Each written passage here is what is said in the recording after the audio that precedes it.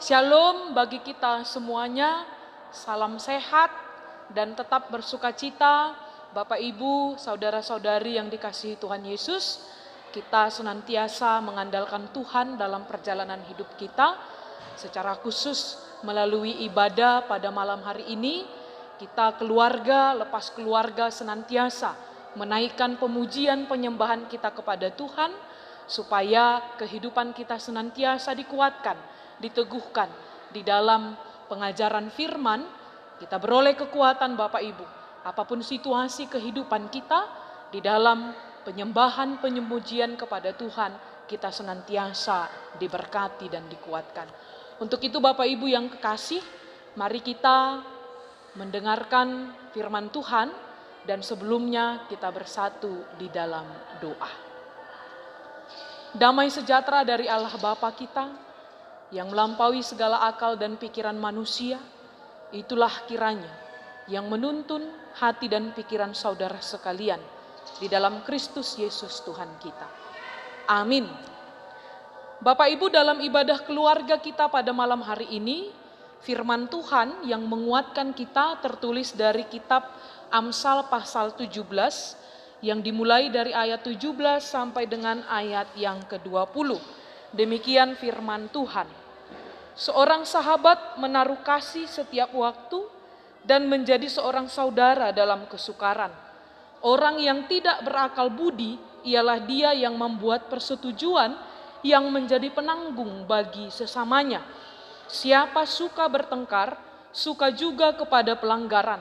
Siapa memewahkan pintunya, mencari kehancuran. Orang yang serong hatinya tidak akan mendapat bahagia. Orang yang memutar-mutar lidahnya akan jatuh ke dalam celaka. Demikian firman Tuhan.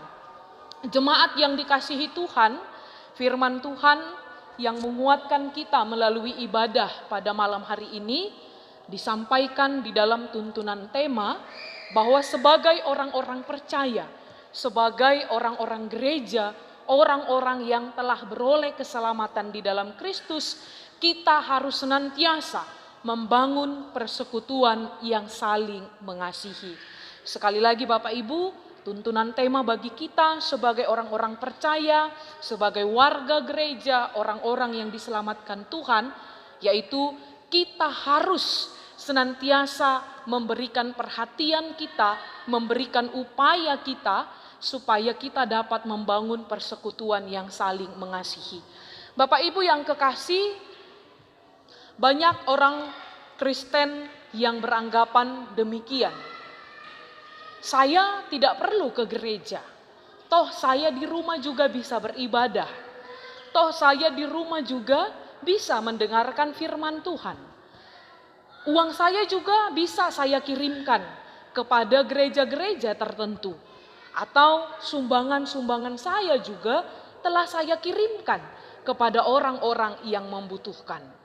Kira-kira demikian Bapak Ibu, beberapa pengakuan, beberapa prinsip bagi orang-orang Kristen yang mau mengatakan, untuk apa sih ke gereja? Toh kalau kita masih melakukan kesalahan, toh kalau kita masih melakukan dosa. Bapak Ibu yang kekasih, bagaimana kita menilai pandangan yang demikian?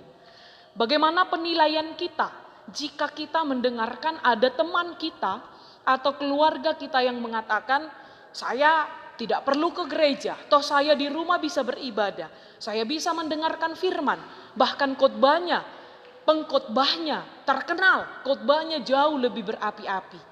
Kira-kira demikian. Saya yakin Bapak Ibu yang kekasih, kita tidak setuju. Dan di dalam prinsip bergereja kita, pandangan yang demikian adalah pandangan yang salah dan tidak baik. Karena apa Bapak Ibu yang kekasih? Karena kita dipanggil untuk hidup bersekutu. Iman kita adalah iman persekutuan, bukan iman secara personal atau individual. Karena panggilan kita justru dipanggil untuk keluar dari diri kita. Kita justru dipanggil untuk mempersaksikan keselamatan yang telah kita terima, kita memberitakannya, kita meneruskannya kepada orang-orang supaya mereka juga mengenal Allah yang maha baik itu. Sehingga Bapak Ibu, jika tema tadi mengatakan membangun persekutuan, ini juga panggilan bagi kita. Panggilan kehidupan kita sebagai orang-orang percaya, sebagai orang-orang beriman. Tidak ada iman yang dibangun di atas prinsip individual. Kalau dia dibangun di atas prinsip individualis tadi, terjadilah seperti ungkapan di awal tadi Bapak Ibu. Saya tidak perlu ke gereja, saya bisa beribadah di rumah, saya bisa mendengarkan khotbah, saya bisa memberikan uang saya kepada gereja-gereja yang saya mau, kepada orang-orang panti asuhan yang membutuhkan. Begitu Bapak Ibu. Tapi yakinlah jika ada prinsip yang demikian, imannya dibangun di atas nilai-nilai individualistis. Bapak Ibu yang kekasih, melalui Amsal pasal 17 ayat 17 sampai dengan ayat 20 ini pun kita kembali diingatkan, kita kembali diteguhkan bahwa yang pertama adalah panggilan kita adalah panggilan hidup untuk hidup di dalam persekutuan. Saya yakin tidak ada satu orang pun yang mengatakan saya bisa hidup hanya dengan diri saya sendiri. Setiap orang membutuhkan orang lain. Karena pada dasarnya kita adalah makhluk sosial yang diciptakan Allah untuk saling mengasihi, untuk saling melengkapi, untuk saling membangun satu dengan yang lain Bapak Ibu. Sehingga kita bisa melihat panggilan tema kita tadi membangun persekutuan yang saling mengasihi, ini adalah bagian bagi kita semua. Ini adalah tugas, panggilan yang harus kita lakukan dalam hidup keseharian kita. Bapak Ibu, melalui Amsal ini yang pertama, jika kita betul-betul memberikan perhatian kita untuk membangun persekutuan, yang pertama tadi nilai yang harus kita bangun di dalamnya adalah milikilah kasih, milikilah prinsip sebagaimana yang dimiliki oleh seorang sahabat. Di ayat 17 dikatakan tadi Bapak Ibu, seorang sahabat menaruh kasih setiap waktu dan menjadi seorang saudara dalam kesukaran. Sahabat di sini tidak harus yang memiliki hubungan kekeluargaan dengan kita. Tidak harus yang sesuku dengan kita. Tidak harus yang sekelompok dengan kita. Tidak harus yang satu golongan dengan kita, Bapak Ibu. Inilah prinsip yang harus kita miliki, kasih seperti seorang sahabat jika kita ingin membangun hidup di dalam persekutuan yang saling mengasihi. Bapak Ibu, yang menguatkan kita untuk hal yang pertama ini adalah saya mengangkat cerita persahabatan yang sejati antara Raja Daud dan Jonatan. Saya yakin kita telah mengenal, kita telah tahu cerita itu. Bagaimana Daud dan Jonatan adalah dua orang sahabat yang begitu saling mengasihi, yang begitu saling menolong, saling mengisi, saling memperlengkapi Bapak Ibu yang kekasih. Apapun tidak akan dapat memisahkan kasih seseorang yang bersahabat Bapak Ibu. Tetap kembali kepada Daud dan Jonatan itu. Sekalipun Daud dibenci, bahkan selalu dikejar-kejar oleh Saul, ayahnya Jonatan, itulah tidak membuat Jonatan membenci Daud. Begitu juga dengan Daud, sekalipun ayah dari sahabatnya sangat membenci dia, bahkan mencoba untuk menghabisi nyawa Daud, itu tidaklah merubah kasih Daud kepada sahabatnya Jonatan. Bapak Ibu, kita mengingat khotbah yang sudah pernah kita dengarkan. Bagaimana Daud tetap memikirkan keturunan Jonatan sekalipun Jonatan telah mati. Tetapi ketika Daud sebagai seorang raja, dia tetap mengingat keturunan Jonatan sekalipun itu keturunannya yang tidak sempurna atau kaum disabilitas Bapak Ibu. Dia mengundang anak Jonatan ke istana, bahkan dia duduk semeja makan dengan orang yang tidak sempurna keturunan Jonatan itu.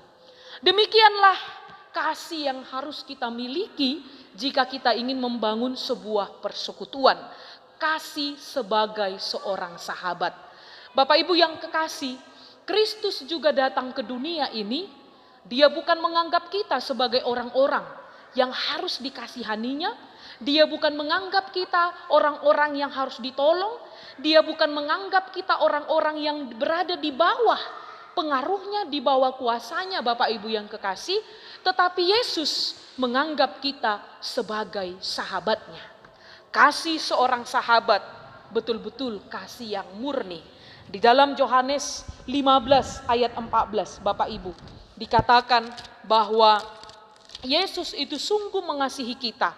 Yohanes 15 ayat 13 sampai 14. Tidak ada kasih yang lebih besar daripada kasih seorang yang memberikan nyawanya untuk sahabat-sahabatnya. Kamu adalah sahabatku jikalau kamu berbuat apa yang kuperintahkan kepadamu. Kita adalah sahabat Yesus.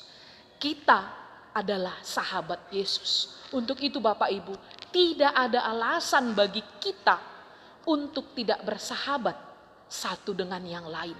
Tidak ada alasan bagi kita untuk tidak mengasihi seseorang, untuk tidak membangun persekutuan kita dengan nilai persahabatan yang sejati. Yang kedua Bapak Ibu, membangun persekutuan yang saling mengasihi, saling melengkapi, saling membangun itu, tuntunan dari Amsal ini adalah tidak mencoba-coba menimbulkan pertengkaran yang pada akhirnya membawa kehancuran pada hidup pribadi atau impersonal atau juga pada hidup secara persekutuan atau komunal. Bapak Ibu yang kekasih, perbedaan pendapat adalah hal yang wajar di dalam satu-satu persekutuan Bapak Ibu. Tetapi yang tidak wajar adalah jika ada dari bagian kelompok yang selalu menginginkan kehancuran, yang selalu melakukan hal-hal yang sia-sia, yang berujung kepada kemarahan, kebencian, dendam, sakit hati, dan yang lainnya Bapak Ibu. Ini diingatkan Amsal bagi kita. Karena bagi mereka tidak akan ada kebaikan, tidak ada akan hal baik yang dihasilkan. Mereka disebut orang yang tidak berakal budi, yang suka bertengkar, dan yang pada akhirnya membawa kehancuran, baik pada pribadinya Bapak Ibu. Tentu dia akan menjadi orang yang tidak disukai. Bahkan juga kepada hidup persekutuan atau komunal tadi, kehadirannya akan seperti menjadi duri dalam daging.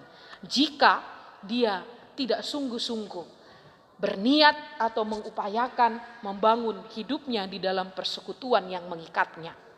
Bapak Ibu yang kekasih, ini juga yang harus kita lihat dalam hidup persekutuan kita.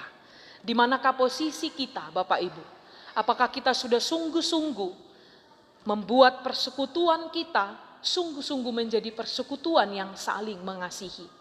Ketika yang hadir atau yang datang dari kita adalah tidak hanya kritik, tetapi juga solusi. Sekali lagi Bapak Ibu, dalam hidup persekutuan kita harus melihat posisi diri kita, keberadaan diri kita. Jangan-jangan kita menjadi duri dalam daging. Jangan-jangan kita menjadi sumber masalah. Jangan-jangan kita menjadi orang-orang yang hanya perkataannya saja didengar tanpa mau memperdengarkan suara dari rekan-rekan atau teman-teman yang lain Bapak Ibu. Yang semuanya itu membawa kepada kehancuran jika kita tidak cepat-cepat untuk merubah diri atau kebiasaan yang tidak baik itu. Sehingga Bapak Ibu melalui Amsal ini, poin yang kedua, kita diajak untuk melihat bahwa melalui diri kita yang lahir tidak hanya kritik tetapi juga solusi. Tentu banyak hal yang kurang, tentu banyak hal yang harus dibenahi.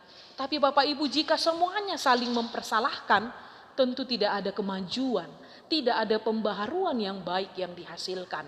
Tetapi jika dalam hidup persekutuan kita betul-betul berupaya, berkontribusi, tetap mengupayakan yang terbaik, ini yang bisa kulakukan, ini yang bisa kuperbuat. Saya yakin Bapak Ibu, persekutuan kita benar-benar memperlihatkan ikatan yang saling kasih mengasihi. Jemaat yang dikasihi Tuhan, yang ketiga, Amsal ini mengingatkan kita tentang orang yang serong hatinya. Tentu yang serong hati ini menunjukkan orang-orang yang bengkok hatinya, yang serong hatinya, yang tidak lurus hatinya Bapak Ibu. Dan kepada mereka ada spesifikasi khusus diperjelas Amsal ini, bahwa orang yang memutar-mutar lidahnya akan jatuh ke dalam kecelaka. Ayat 20 ini mengkaitkan orang yang serong itu, yang tidak akan mendapatkan kebahagiaan itu sama dengan orang yang memutar-mutar lidahnya, yang pada akhirnya juga jatuh kepada kehancuran, jatuh kepada celaka. Bapak Ibu, jemaat yang dikasihi Tuhan, persekutuan bisa runtuh ketika orang-orang dalam persekutuan itu tidak betul-betul menjaga lidahnya. Bapak Ibu, sekali lagi saya katakan, persekutuan, hidup komunal, ya, kita langsung aplikasikan kepada persekutuan gereja misalnya, atau persekutuan yang manapun itu. Bapak Ibu, itu bisa runtuh, itu bisa bubar ketika masing-masing anggota tidak mempertanggungjawabkan perkataan, omongannya Bapak Ibu. Karena dikatakan tadi, orang yang suka memutar-mutar lidahnya, ini artinya adalah orang yang suka menjelek-jelekkan saudaranya. Orang yang suka mengadu domba saudaranya. Orang yang suka membuat si A dan si B itu bertengkar. Amanginang. Ada istilah dalam bahasa Batak dikatakan, mangalap manaruhon hata, Bapak Ibu. Dalam hal ini kita juga harus bijak dalam hidup persekutuan. Mungkin si A datang kepada kita, dia berkeluh kesah, menceritakan tentang si C, Bapak Ibu. Mungkin ada kekurangan, mungkin ada yang kurang pas kepada kita itu diceritakan. Tetapi jemaat yang dikasihi Tuhan, kita bersikap mengadu domba jika kita menyampaikan, Bapak Ibu, apa yang diceritakan keluh kesah dari si A itu kita ceritakan, bahkan kita tambah-tambahkan pula lagi kepada si C. Kau dikatakan seperti ini, begini dia menceritai dirimu, begini, begini, dan begini. Bapak Ibu yang kekasih, jika setiap orang tidak menjaga perkataannya, maka persekutuan hanya mampu bertahan sebentar saja. Untuk itu jemaat yang dikasihi Tuhan, lidah juga bisa mengakibatkan dosa, Bapak Ibu. Maka mari kita menjaga perkataan kita. Apakah perkataan yang kita keluarkan ini betul-betul membuat persekutuan itu saling mengasihi, atau justru membuat persekutuan itu semakin terpolarisasi, terkelompok-kelompok, Bapak Ibu. Semuanya kita yang mendengar firman ini, mari menjaga perkataan kita. Apakah dengan perkataanku selama ini, saudaraku ini sudah diberkati, begitu ya Bapak Ibu? Apakah dengan perkataanku selama ini, persekutuan ini semakin kuat dan solid? Apakah dengan perkataanku selama ini, si A dan si B saling mengasihi, atau justru sebaliknya Bapak Ibu? Sehingga ini yang harus kita betul-betul waspadai dalam membina atau membangun persekutuan Bapak Ibu. Karena sangat sering ini terjadi dalam persekutuan. Ya, si A dan si B itu tidak baik. Karena apa? Karena si C mengatakan ini, karena si D mengatakan ini. Dan yang anehnya, manusia itu cenderung mau hanya menerima bulat-bulat, meskipun informasi itu belum tentu itu kebenarannya, Bapak Ibu. Sehingga mari kita menjaga diri kita. Mari kita betul-betul menyaring apa yang dikatakan seseorang kepada kita. Mari kita betul-betul menyaring perkataan kita kepada seseorang, Bapak Ibu. Karena itu akan sangat berpengaruh sekali kepada prinsip kita untuk membangun persekutuan. Jemaat yang dikasihi Tuhan, inilah yang harus senantiasa kita upayakan. Baik kita, siapapun kita, Bapak Ibu, ketika kita bagian dari persekutuan, berupayalah dengan sungguh untuk menjaga persekutuan itu diam di dalam ikatan nilai yang saling mengasihi, saling melengkapi, saling membangun, saling memberikan atau mengupayakan yang terbaik satu dengan yang lain. Untuk itu, mari kita juga berefleksi dalam hidup persekutuan kita di tengah-tengah GKPI Bukit Zaitun ini. Apakah GKPI Bukit Zaitun telah menjadi persekutuan yang saling mengasihi? Apakah GKPI Bukit Zaitun telah menjadi persekutuan yang dibangun di dalam nilai persahabatan? Apakah GKPI Bukit Zaitun telah betul-betul menjadi persekutuan yang solid, yang kuat, yang juga tidak hanya bagi dirinya, tetapi juga bagi di luar dirinya. Mari Bapak Ibu, pertanyaan dalam bagian akhir ini itu kita renungkan. Karena apa? Karena saya, Bapak Ibu semuanya adalah bagian dari persekutuan GKPI Bukit Zaitun. Apa kontribusi kita? Apa yang selama ini telah kita lakukan? Mari kita berefleksi, mengkaji itu, mendalami itu sesuai dengan tuntunan firman Tuhan pada malam hari ini. Amin, kita berdoa. Kami bersyukur Bapa di dalam surga memiliki Allah yang bersolidaritas. Bahkan Engkau mengangkat kami, menjadikan kami seperti sahabat-Mu. Untuk itu Tuhan, layaklah kami menghidupi nilai kasih seorang sahabat yang senantiasa setia Tuhan menaruh kasih-Nya dalam setiap keadaan, baik dalam suka maupun dalam duka. Untuk itu ya Tuhan Allah, berkatilah kami semuanya.